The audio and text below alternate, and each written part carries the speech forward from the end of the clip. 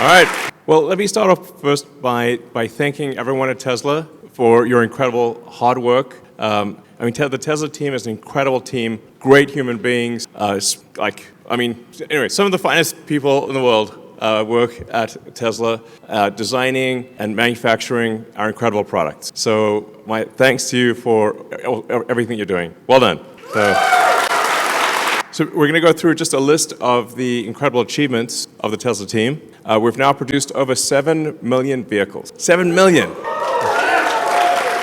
In our first year of production, we produced just over 20 vehicles. And I thought, well, maybe we might one day be able to do 10 or 20 a week instead of 10 or 20 a year. And the way things are tracking right now, we will actually have made over 10 million vehicles next year. So we'll pass the 10 million vehicle cumulative. That's a lot of cars, man. That's a lot of cars. So it's really, and it's incredibly difficult, as you know, to design, to build, to manage the supply chain with thousands of suppliers, make sure everything arrives. You've got tens of thousands of parts, make sure everything works, then build the car, service the car, and it's really difficult. Frankly, the car business is a tough business. There are times when there are rocky moments, like things are it's like a little bit of stormy weather. But what I'm here to tell you is that the future is incredibly bright and exciting, and we're going to do things that no one, I think, dreamed of. We've said we're going to do it, but I think until we actually do it, people won't believe just how incredible it is. So I'm going to go through all of the things that we're accomplishing here. So once again, thank you very much. So it's worth noting that Tesla remains the company of choice for people to work for. So we get millions of applications per year for a very small number of spots, and we continue to be the leading organization along with SpaceX for in the world, and also for manufacturing talent. Really, it's an awesome place to work, basically.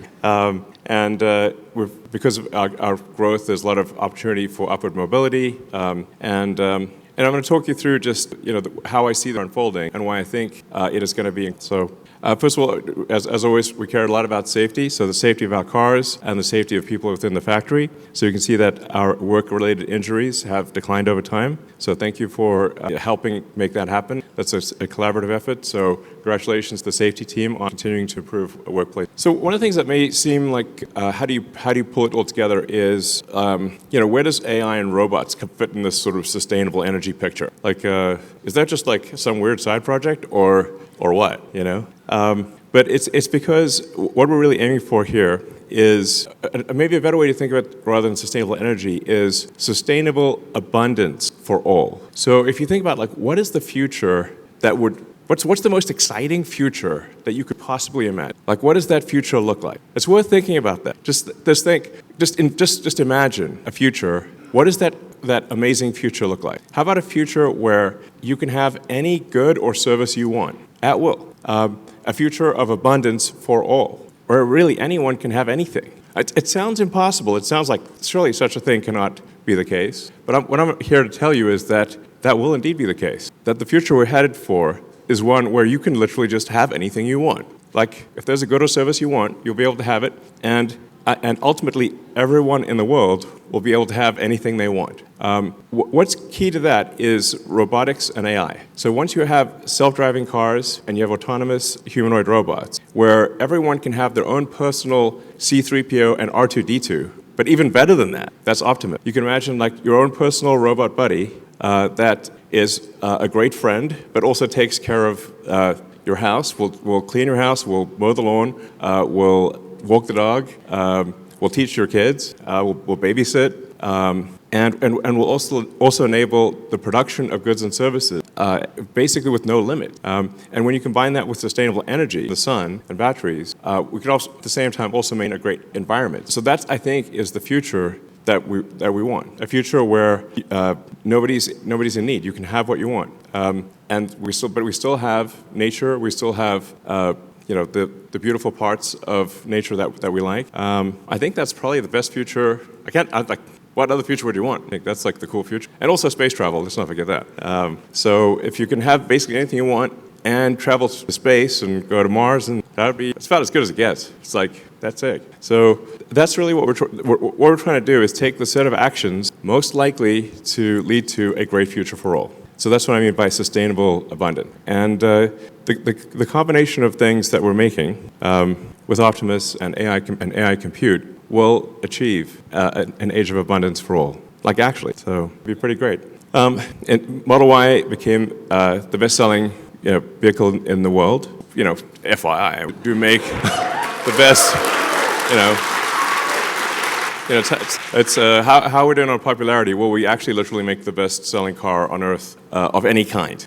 So that's, and it's for 2 years in a row. So and it's going to be the best-selling car on Earth again this year. So the Cybertruck became the best-selling electric vehicle pickup instantly, because it's awesome. And Tesla was the best-selling electric vehicle in Europe, the fastest-growing brand in South Korea, and we launched in a lot of new markets, including Qatar, Lithuania, Chile, and the Philippines, and we'll be opening in a whole bunch more markets as well. So Teslas will be available worldwide. So overall, it's good. If you read the news, it feels like, Armageddon. So I was like, I can't walk past the TV without seeing a Tesla on fire. What's going on? Some people, it's like, listen, I understand if you don't want to buy our product, but you don't have to burn it down. That's a bit unreasonable. Like this is psycho. Stop being psycho. Okay. And we launched the new Model Y. Congrats to the team on that. So, that's obviously very tough because we've got factories all across the world. And we've got to change over a supply chain on basically three supply chains on 3 continents. I think you did an amazing job of switching over the world's best-selling car globally in a very short period of time. Well done, guys. And let's not forget, also, we upgraded Model 3 last year. So I would encourage people to also buy the Model 3. It's a great car, actually. So, and the Cybertruck is achieved 5-star safety. These days, sometimes things get a little dangerous in the neighborhood. The Cybertruck, being bulletproof and all, can come in handy. But apart from being bulletproof, it's also very safe in a crash. We're also building the Tesla Semi factory. This is a vehicle that some people said was impossible to build, that it defied physics. Well, not only does it not defy physics, we're going to be making a lot of them. So we're going to make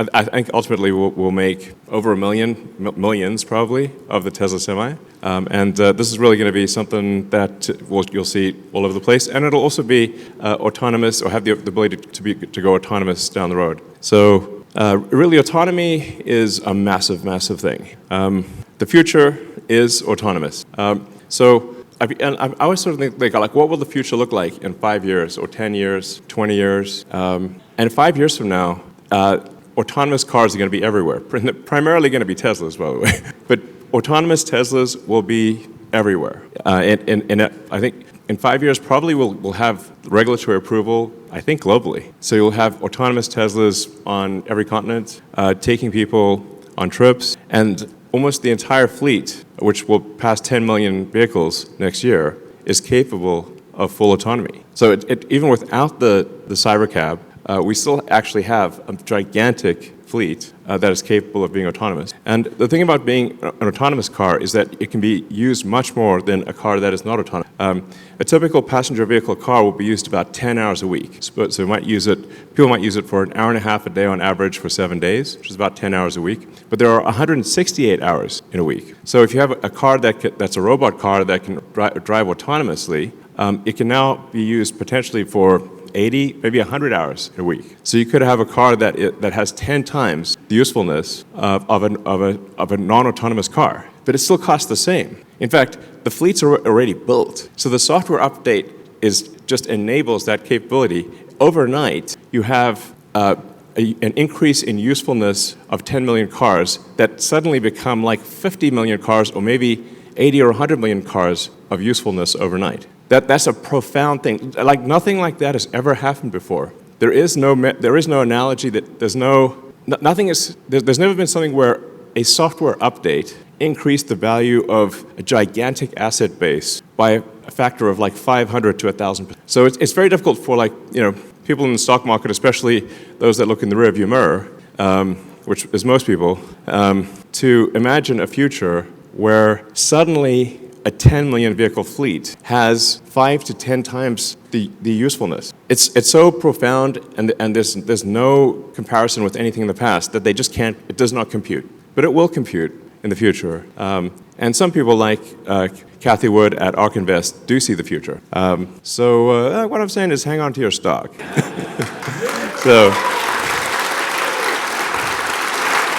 So yeah, it's really mind-blowing.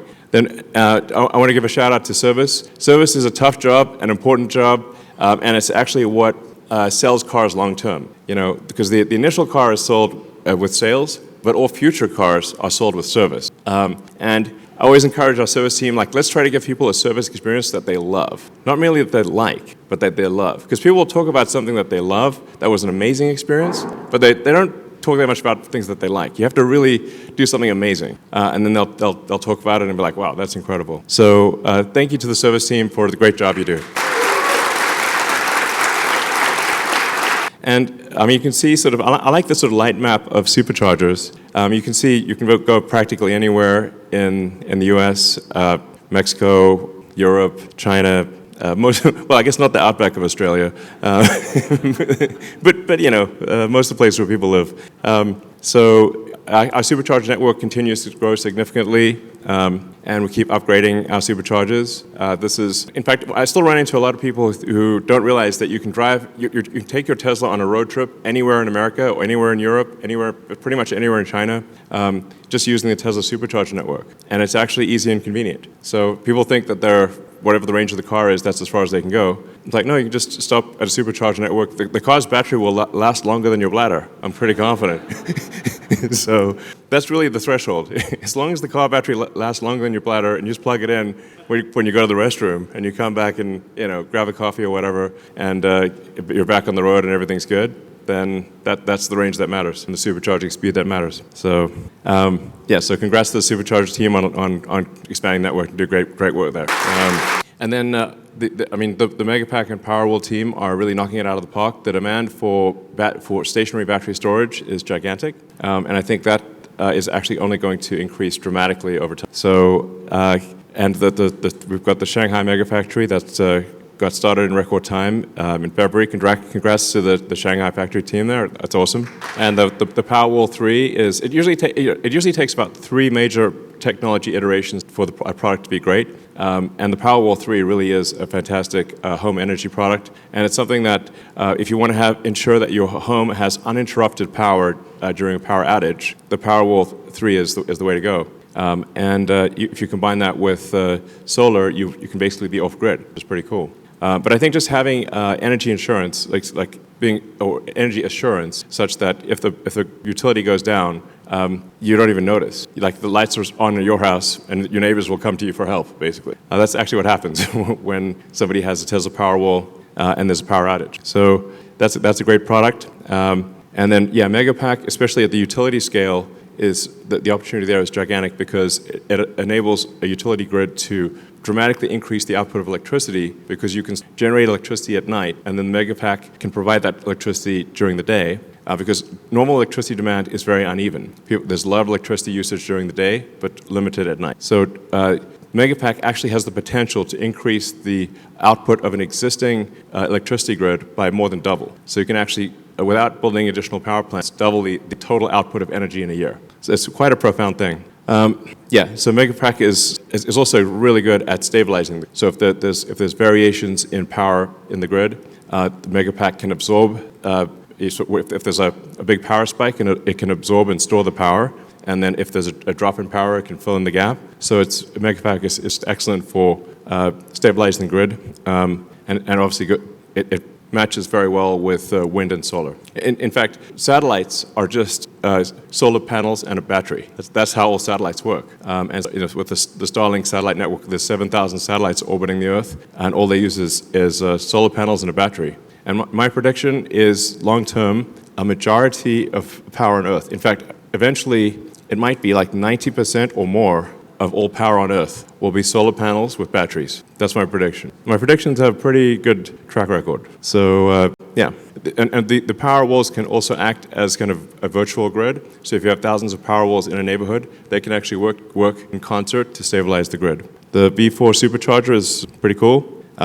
It enables charging at 500 kilowatts, and the Semi can charge at 1.2 megawatts. So it's smaller and lighter. It's a big improvement overall. And we're rolling this out worldwide. So it will increase charging speeds and just enable you to get your car charged really fast. And then with regard to cell manufacturing, we're at this point, we think we're making the most efficient cell in the world, the lowest. So, which is there for us, that's one of many things that we do. So, congratulations to the cell team on making the best cell. So that's a really big deal. And then we're also investing in the whole battery supply chain. So we have cathode production, we have lithium refining, and then more. Yeah. Hopefully, so we're sort of hoping someone else will do the anode. We might have to do the anode. I hope someone else does it. Why do we have to do all these things?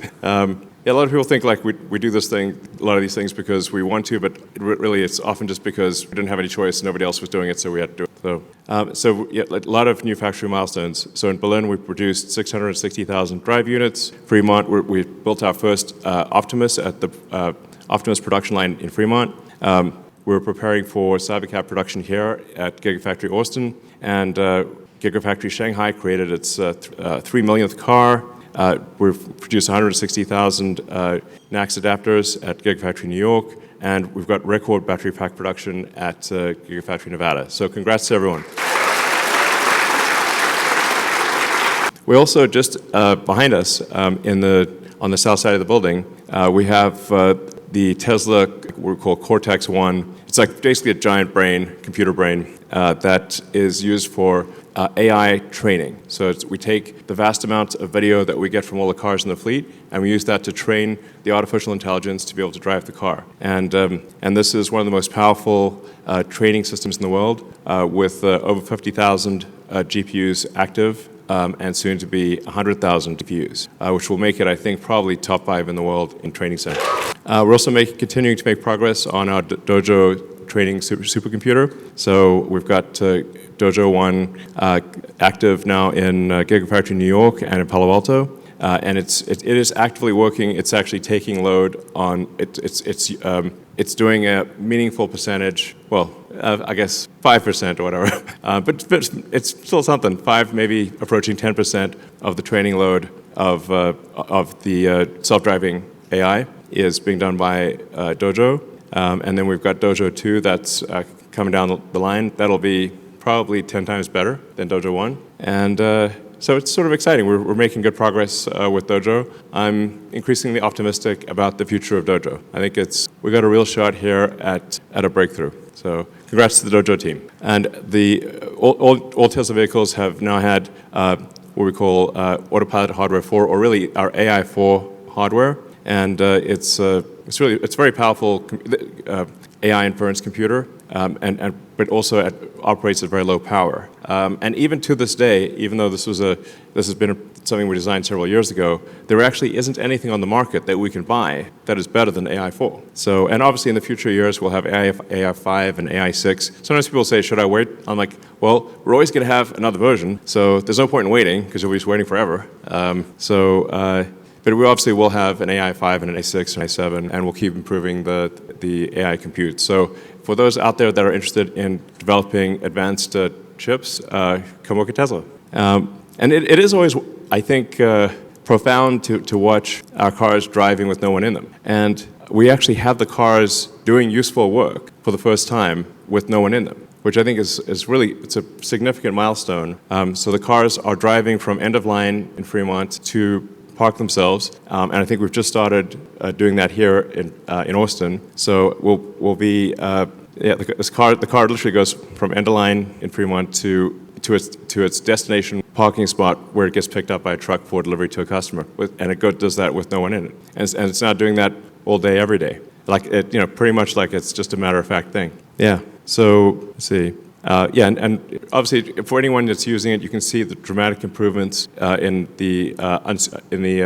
full self-driving, where it's getting to the point where interventions are extremely rare, and eventually they'll get to the point where there really is no need to, like the car is going to be better than human. In fact, maybe it's worth emphasizing that it's not that Tesla full self-driving will be equal to human in safety. It will be ultimately 10 times safer than, because it never gets tired. It doesn't, like humans get tired and sometimes get wasted, and we'll have arguments or change the radio or, text. I know no one in this audience would ever text while driving. That would be crazy. But it does happen.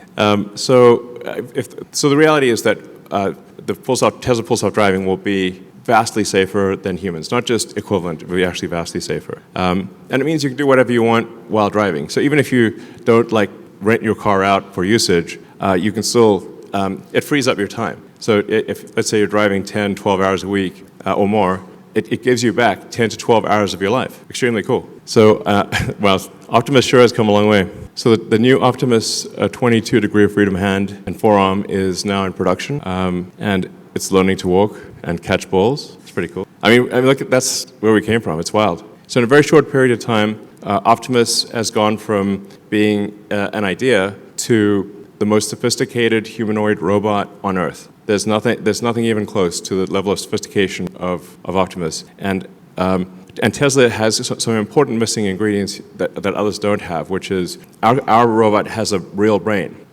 It's like the Wizard of Oz. Well, was that a heart or a brain? One of the two.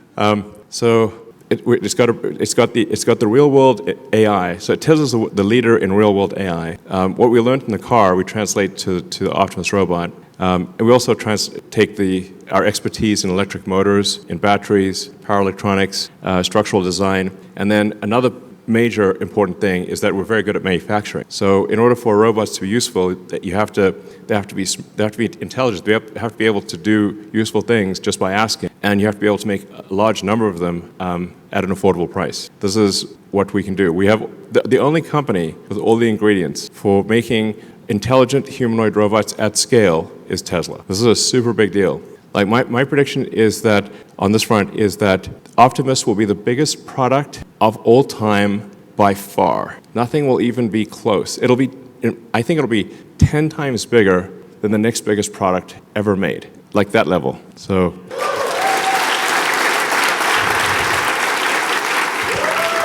Yeah. All right, so with that, anybody have any questions? Hey, congratulations. Thank you. Cool. And we rocket castings. We do. Yeah. Well, we want to scale up production to new heights. Obviously, with the Cybercab, we're going to be. Cybercab is not just revolutionary car design; it's also a revolutionary manufacturing process. So I guess we probably don't talk about that enough. But if you've seen the design of the Cybercab line, it doesn't look like a normal car manufacturing line. It looks like a really high-speed consumer electronics line. It's, in fact, the line will move so fast that actually people can't even get close to it. Like that's, I think it'll be able to produce a car ultimately in less than 5 seconds. Like, can you imagine a car coming off the line in less than 5 seconds? That's like, whoa. Which means casting's got to happen fast. Yeah. So I mean, we got to jam the liquid metal in, cool it down real fast, and then I guess maybe we need to just get even bigger casting machines. Sure, why not? Down. Yeah, let's 50,000.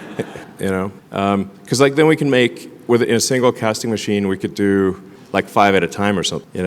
I'm trying to think how do you scale castings because you got liquid metal's got to cool, and then you've got to automate. Getting all the bits and pieces off the casting so it's usable. And that's actually kind of how they do it in small volume castings. They'll have a casting block that'll make 100 Matchbox cars at a time. Maybe we just make that real big. Yeah, I mean, we have the Cathedral of Casting back there. So yeah, let's do that. I mean, let's see what is the limit of physics of how big can a casting machine be? Let's find out. I'm down. Let's have some fun here. Push the limits of technology. All right. Hi, Elon. I've been with Tesla for the last 8 years. Cool. It has been the most exhilarating 8 years of my career, and truly want to thank you for your leadership. I also have two little... Thank you for your contribution. Thank you. Thank you for your leadership.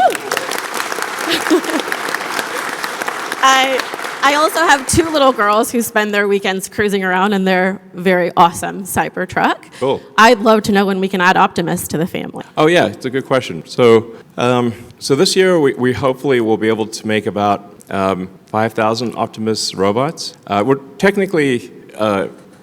aiming for enough parts to make 10,000, maybe 12,000. But since it's a totally new product with totally new, like everything is totally new, I'll say like we're succeeding if we get to half of the 10,000 now. But even 5,000 robots, that's the size of a Roman legion, FYI, which is like a little scary thought, like a whole legion of robots. I'd be like, whoa, okay. But I think we'll literally build a legion, at least 1 legion of robots this year, and then probably 10 legions next year. I don't know, it's kind of a cool unit, units of legion. So probably 50,000-ish next year, and then it's probably I'm hopefully ready for Optimus to be used outside of Tesla-controlled environment, or maybe around the middle of next year, second half of next year sometime. So I think that sounds about right. Probably second half of next year is when they'll be available. And then we will offer Optimus robots first to Tesla employees. So you guys get the priority. There are some pluses and minuses to that, because it's probably have a few bugs, but it's going to be very cool. You'll want to invite your friends over and say, check this out. So that's the other question. Hi, Elon. Hey. My name's Dom. I've been here for a little over a year now. I work in people development. Okay. We make so many amazing things. Yeah. Right now, it's still the people that do it. Yes. When we think about applying first principles to the relationships, teams that people have, how would you encourage us to think about that and act on those first principles when it comes to relationships and Well, I think there are actually quite a few things I've written over the years that it would be good to compile into like a booklet or something. Because I actually have to be reminded of those things myself, and I'm like, oh, you remember that thing that I thought of after making so many mistakes and trying to make fewer mistakes. So there's like, for example, that like 5-step process of like make the requirements less dumb and try to delete the part and process step. Only then optimize, only then speed it up, and only the 5th thing is automate. I have to repeat that to myself many times because I've made the mistake of doing it backwards. I think always operating on the principle that everyone is wrong to some degree, and we should aspire to be less wrong over time, which we will not always succeed in doing. But if 2 days out of 3 you're less wrong over time, your batting average is going to be really good. So nobody ever bats 1,000, but you can improve your batting average. So I think rigorous, you want to critique yourself, you want to internalize responsibility.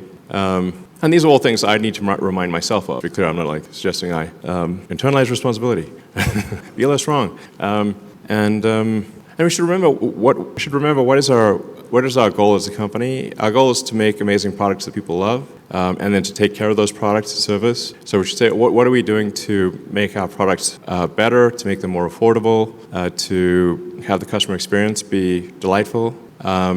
Because that's actually the purpose of a company. Sometimes people forget, why does a company exist? A company exists, it's a group of people collected together to produce a compelling product or service that others find useful, and where the value of the product and service is greater than the cost of what it took to make that product. So sometimes, weirdly, profit is like viewed negatively, but really profit is just the difference in value between the output and the input. It's like, what did it cost you to make it, and what did it cost you, and what are people prepared to pay for it? That's the value that you created. So it's tough actually even to maintain like a 10% profitability, which is to make the output 10% more valuable than the input. It's actually quite hard, especially in the car industry, which is very competitive. So we should just not lose sight of like, why are we here? Oh, we're here to make useful products that people love and take care of them over time. So then how are we doing in that respect, and how can we do that better? What advice would you give a young person like getting into the stock market? Oh,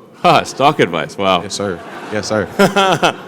As I think people can perhaps tell who are watching this, these questions are not prepared in advance. This is literally random questions from the crowd, which is cool. I'm fine with that. And I think that it's going to sound very, very straightforward, but you want to really buy stock in companies where you think the products that company makes will be better in the future. Is that company going to make more and better products, or like do you love the products that company makes, and are they going to keep doing that? And like I think Tesla, as I've just gone through, Tesla has a track record of having made many great products, and we're going to make many more future great products, and we're going to scale up production, and I think we've demonstrated a level of innovation that is extremely rare. I mean, certainly by far the most innovative company in the car industry, like not even close. Like I do think Tesla stock actually long term with Optimus and self-driving, Tesla will probably be the most valuable company. But there are also other companies out there that make great products and services. So I think that's the way you want to look at it. Say like, do you think this product, because that's the reason why companies exist, is to make great products and services. So if you think that a company is going to improve over time, then buy the stock, and if you don't, then don't. And then the stock market it's a very strange thing. It's kind of like, I think Warren Buffett's sort of metaphor or analogy is, the stock market's like having someone stand at the edge of your property or your house and yell prices to buy or sell your house every day. And like sometimes they take their meds and sometimes they don't, So sometimes the person yelling out the price of your house is having a good day, and sometimes they're having a bad day. But it's still the same house. It's literally still the same house. So Tesla stock goes up and it goes down, but it's still the same company. It's just people's perception of the future. I don't know. I guess it's just very emotional. So. But for me, while it's difficult to predict how things will be from in the next, say, 6 to 12 months, if you say like, where will things be in 3 years or 5 years? The future of Tesla is incredibly bright. Hi. Yes. You say, will the robot take your job or what? That's a fair question. Well, so, yeah, like, is a robot going to come steal your job? A reasonable question. I think what we'll find with the robots is that there'll be a ratio of people to robots. So you'll effectively end up having managing a group of robots. So you'll have like basically, I don't know, your flock or your little group of robots that you take care of and you tell them what to do. And I don't know, you'll have a little pack of robots basically. Yeah, you're promoted to manager. One way to think of it. I think the same thing will be true of cars. Like, so for the self-driving cars, is that people that are, say, Uber drivers today or something like that, or taxi drivers today, will end up managing a fleet of cars. And that'll be a much more effective use of their time. Just taking care of like 10, 20 cars or however many they can take care of. Hello, my name is Adrian. Hey. You said that your companies are made to make products people love. Yeah.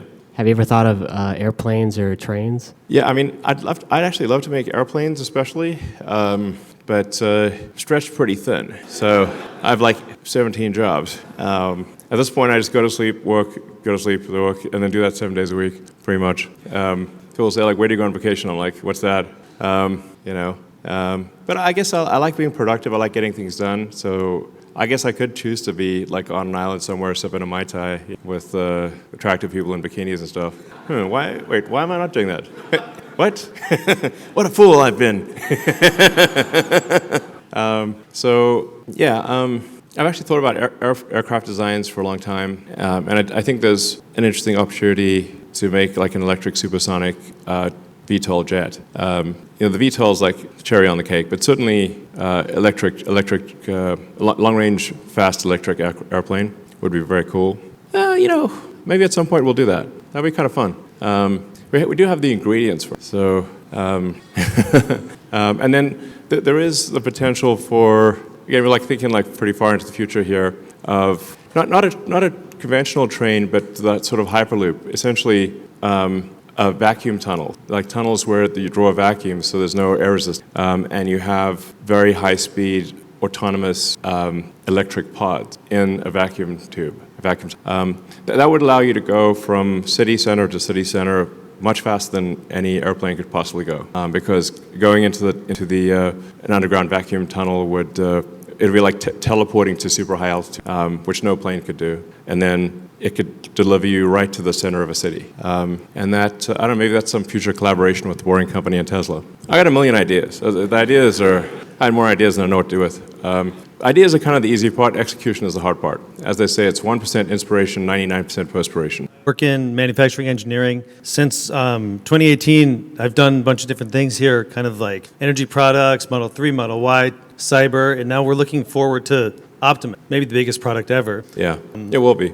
And I think about the mission statement of the company, and it's evolved. It used to be a sustainable transportation, then sustainable energy. Is it going to evolve again? Are we going to reformulate that officially to explain to the world better about how Optimus and AI folds into the rest of the fabric of the company? Yeah, I mean, I touched on this briefly earlier, but you're right that I think we do need to articulate it more prominently and maybe more often.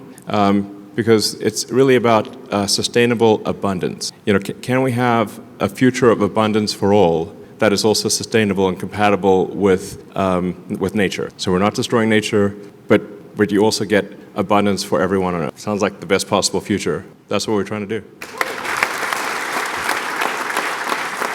Yes, sir. My name is Aaron Armstrong. It's not every day that you get to be in the presence of somebody that's accumulated so much wealth and success. So I just wanted to take this opportunity to ask for any wisdoms or secrets that you may have to offer about this game of life that we're all trying to play. Sure. I mean, I try to say everything that I know. Although admittedly, sometimes I'm, like I posted on X. I guess should I ask the AI to look through all of my X posts and pick out the ones that are really good?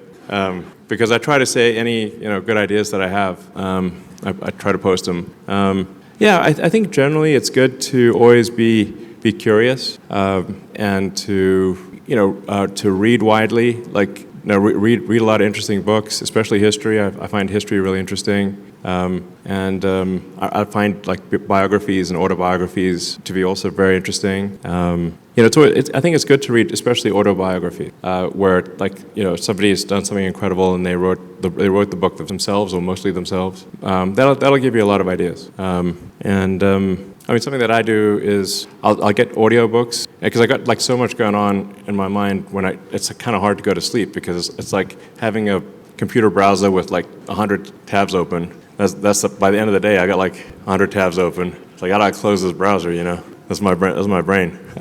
So then I'll listen to an audiobook and I'll put it on a timer and it's like 15 minutes. It's like being read a bedtime story by your phone. So podcasts and audiobooks, especially at bedtime, I find are great. Sorry, I can't hear you. Oh, there's a city in South Texas which is Starbase. So it's a city for cities maybe makes it sound bigger than it is, but it's a really a small town plus a giant rocket factory. That's Starbase, and it's in South Texas and Starbase, Texas, right by the Rio Grande, and you can just literally drive there because it's on a state highway, so you can just drive through it, check it out. So I do own a piece of property that's just across the river. That's kind of cool. It used to be like a horse place, like where they would give horse riding lessons and stuff.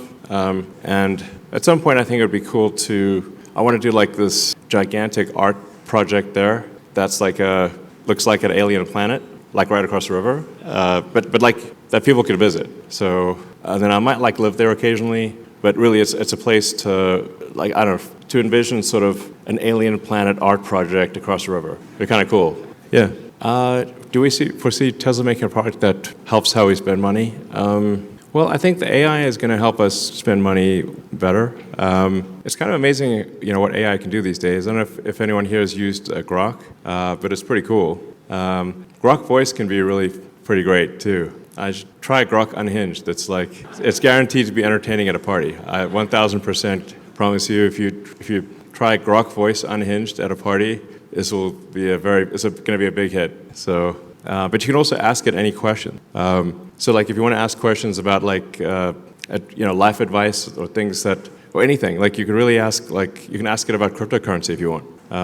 You can ask it about medical advice. You can ask it's very good and it's getting better. So, I think try using Grok. It's really pretty cool. Yeah, sure. Cool. So we're in phase 3 of the master plan, since master plan 1 and 2 have been completed. Now, master plan part 3 is a very long master plan because it's basically making all energy on Earth sustainable. And I actually need to supplement it with the sort of abundance for all. Maybe that's master plan 4. I've kind of described master plan 4 essentially, which is like autonomous cars, autonomous humanoid robots. You combine that with like solar and battery storage, and I think the future is going to be incredible. So I'll take a couple more questions and call it a night. Well, I'll ask if you haven't asked a question before, you can ask a question. Okay. Oh, well, there are actually some Optimus robots being built in Fremont right now. So we'll show what that was, but. But we expect to have an Optimus production line here as well. So there'll be Optimus production starting in the Bay Area, and then we'll have the even bigger Optimus production line here in Austin. Yeah, there's going to be a lot of robots. So, I mean, ultimately, I think we'll be making tens of millions of robots a year type of thing. It's like serious volume. Maybe 100 million robots a year. It's wild. Yeah. All right, well, last question. Okay. It's about sustainability? Abundance, yes. Well, yes. I mean, obviously, utopia could be dystopia. So we have to, like, usually any story about utopia ends up being dystopia. We want to avoid that. But nonetheless, I think if you say, what's the best future you can think of? I think a future of sustainable abundance plus space travel, well, that's pretty great. Yeah. Oh, we need adversity. Well, I mean, you make a good point. Like if things actually get too easy, maybe we get bored and you kind of want to some degree, overcome adversity. It's like if you play a game of some kind, you want the game to be not too easy and not too hard. And maybe the future will be too easy, potentially, is what you're saying. It's a high-class problem, you know. But I think we'll still have human-to-human competitions. I mean, if you look at, say, athletics, or even mind games like chess, although computers can beat any human at chess is actually at an all-time high in popularity. And although cars can go faster than any humans, we still have athletic sports where humans compete against each other. So I think we'll still have human versus human competitiveness. I think long-term we will also have enhancement of humans, or optionally, if somebody wants to enhance, have cybernetic enhancements, like with Neuralink. If you want to go cybernetic and, I don't know, maybe have super intelligence, be able to see, in different wavelengths, we could absolutely provide superhuman abilities via Neuralink in the future. So one thing's for sure, the future is going to be very interesting. In fact, I think generally I find that the most interesting outcome is the most likely. Or said another way, maybe the most entertaining outcome, especially if ironic, is the most likely. It's almost like we're in a alien Netflix series that's trying to have the highest possible ratings. And if you think about it, that's kind of what happened, Which it doesn't mean it's always good. Because to your point, if you wouldn't really want to watch a show where things are great and stay great. I'm like, oh, that's boring. You want to watch a show where there's a narrative arc where things go up and they go down, they go back up again, and you don't know exactly what's going to happen next. And I think we might be in an alien Netflix series here. So we're just going to keep the ratings up so we don't get canceled. All right, thank you guys.